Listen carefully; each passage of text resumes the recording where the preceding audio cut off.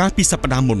ទស្សនិកជនបានទេសនារួចមកហើយនៅសកម្មភាពរបស់បេក្ខជនទាំង6រូបក្នុងការតស៊ូអត់ធ្មត់ពុះពីឧបសគ្គជាពិសេសគឺភាពសាមគ្គីគ្នាដែលនៅក្នុងវគ្គក្រុមពលទីហ៊ានហើយយើងក៏បានរកឃើញអ្នកដែលឈ្នះផងដែរគឺជួនសុជី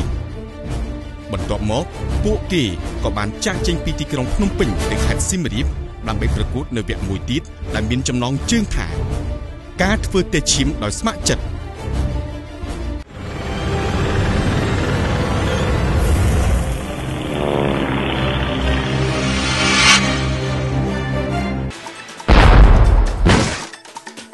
អត្ថប្រយោជន៍នេះសម្រាប់តែអតិថិជន Star Cell ប៉ុណ្ណោះទទួលបាន2សេនក្នុង1នាទីរាល់ពេលទទួលទូរស័ព្ទខ្ញុំបានជាប្រាក់$20ដោយសារខ្ញុំបានចូលរួមផ្ញើសារក្នុងកម្មវិធីនេះជាប្រភេទដូច្នេះអ្នកទាំងគ្នារស់រាន់ចូលរួមផ្ញើសារឡើងអ្នកអាចចូលរួមបោះឆ្នោតគាំទ្រសម្រាប់បេក្ខជនដែលអ្នកចូលចិត្ត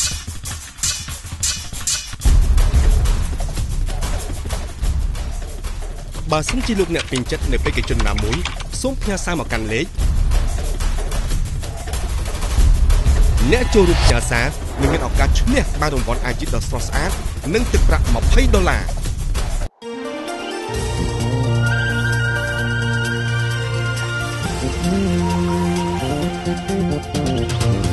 សំឡឹងមើលមេ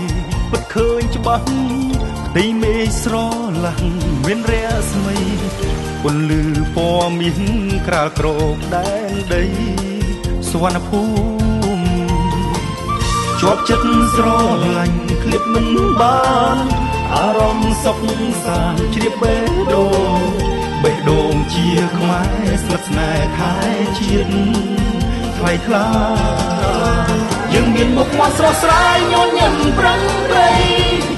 ស្រាបៀរអង្គរប្រទេសខ្ញុំស្រាបៀរខ្ញុំអត្ថប្រយោជន៍នេះសម្រាប់តែអតិថិជន Star Cell ប៉ុណ្ណោះទទួលបាន2សេនក្នុង1នាទីរាល់ពេលទទួលទូរស័ព្ទតើវាជាការលំបាកទេក្នុងការធ្វើតេស្តឈាមឬការពារការឆ្លងជំងឺកាមរោគផ្សេងសូមរងចាំទេសនាថាតើបេក្ខជនរបស់យើងក្លាហានយ៉ាងណានៅពេលដែលពួកគេកំពុងធ្វើទស្សនកិច្ចនៅក្នុងមន្ទីរពេទ្យមួយនៅក្នុងខេត្តសៀមរាប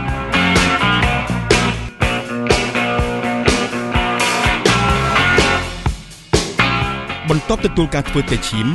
និងផ្សព្វផ្សាយដល់ជនទូទៅឲ្យមកទទួលការផ្ដល់ប្រឹក្សាធ្វើតេស្តឈាមរោគមេរោគអេដស៍ដោយស្ម័គ្រចិត្តនិងរក្សាការសម្ងាត់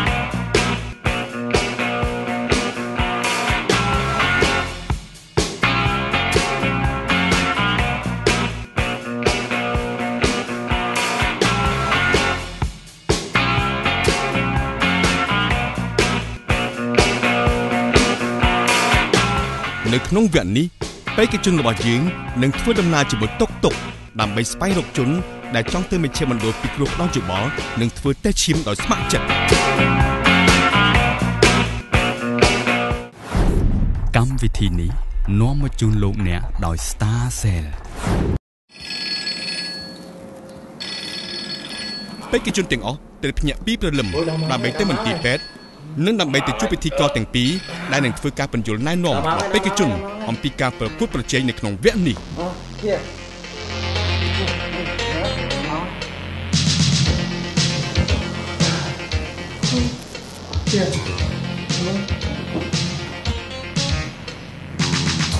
chuẩn bị vào mong anh ơi như thế mình ơi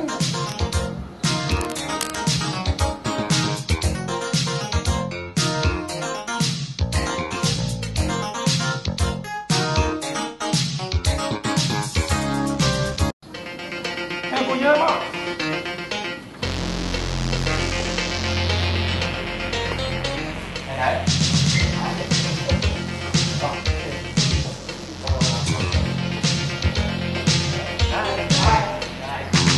đấy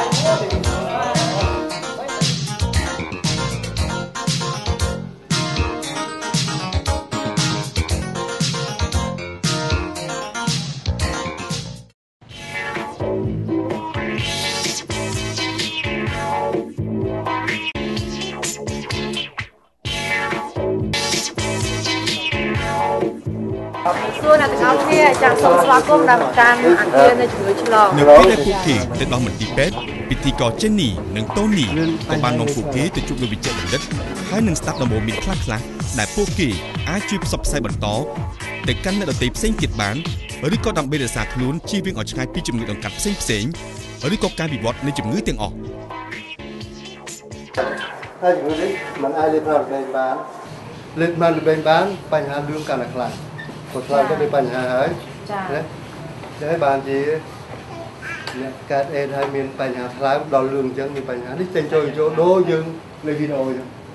ចេញហើយពេទ្យមកលេបបានចេញទៅវិញហើយចូលវិញមើលគាត់នៅនឹងទៅសម្រាប់យើងឲ្យឆ្នាំសរោមអញ្ចឹង បាទជំងឺអេហ្នឹងឆ្លងមិនដែរ បញ្ហាសំខាន់នឹងវាមានបញ្ហា3ទី1សំខាន់ដែលយើងគួរចាប់អារម្មណ៍គឺបញ្ហាឆ្លងតាមការរួមភេទ បាទឆ្លងការ យើងមិនទាន់យល់អត្ថន័យថាខ្ញុំមិនទាន់និយាយថាផ្លូវចម្លងគឺទី1ការរួមភេទទី2តាមឈាមទី3មួយទៀតគឺតាមម្ដាយមកកូនព្រោះជំងឺអេដមិនមែនស្លាប់នឹងថាអេដនឹងស្លាប់ទេគឺជំងឺអាការនិយម ចាអញ្ចឹងសមាជិកក្រុមទាំងអស់ត្រូវតែត្រង់ប្រាប់តាមយោបល់ដែលលោកគ្រូគាត់ឲ្យដំបូន្មានទៅយើងជាបរិះយើងត្រូវធ្វើម៉េចដែលយើងថាធ្វើម៉េចឲ្យថាចេះការពារខ្លួនយើងចាមេរោគអេដគឺជាយ៉ាងហ្នឹងហើយតែមានហើយគឺមានហើយដូចលោកគ្រូមានប្រសាសន៍មិនមែនអញ្ចឹងយើងត្រូវតែចងចាំនៅសម្ដីគាត់ទូមានយើងទាំងអស់អញ្ចឹងនឹងខ្ញុំសូមជម្រាបសួរបងប្រុសចាអញ្ចឹងកុំពិបាកចិត្តច្រើនធ្វើម៉េចចិត្តឲ្យសប្បាយចាហើយខំប្រឹងញ៉ាំកុំគិតច្រើនចាសម្រាប់បានច្រើន ណែខ្លីណាហើយស្រាប់បានមិនហ្នឹងយល់ចាអរគុណច្រើន ដល់ពេលចូលវិសាមាននេះទេ នោះយកដូចជាតាមចាឥឡូវនេះបងប្អូនទាំងអស់គ្នាចាបានជិះហើយនៅភាសារបស់លោកគ្រូចាគឺលោកគ្រូពលនេងចាអញ្ចឹងនាងខ្ញុំសូមប្រាប់តាមតំណែងរបស់គ្នាចាបានជិះផងដែរចាក៏មានការរើសអើងចំពោះបងប្អូនដែលបានទុកនៅអ្វីដែលសោះអរគុណច្រើនចាគឺដៃគូមួយ បន្ទាប់ពីបេក្ខជនបានសួរសុខទុក្ខអ្នកជំងឺអេដរួចហើយ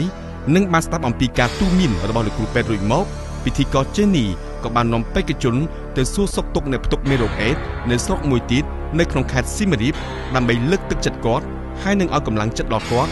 ព្រមទាំងស្ដាប់ដំបូន្មានរបស់គាត់ផងដែរ ចាបងសុខសប្បាយទេបងចាសុខសប្បាយចាបងឈ្មោះអីដែរខ្ញុំឈ្មោះដុំសារ៉ាចាហើយបងសុំអភ័យទោះអញ្ចឹងបងឆ្លងប្រហែលជាប្រហែលឆ្នាំដែរបងតាំងពីស្វាមីបងស្លាប់ទៅ1999មក2000ចូល2004អត់បងទៅរកបងទៅពិនិត្យមើលរោគស្ត្រីទៅបងសុំធ្វើតែឈាមមើលដល់មើលហើយឃើញ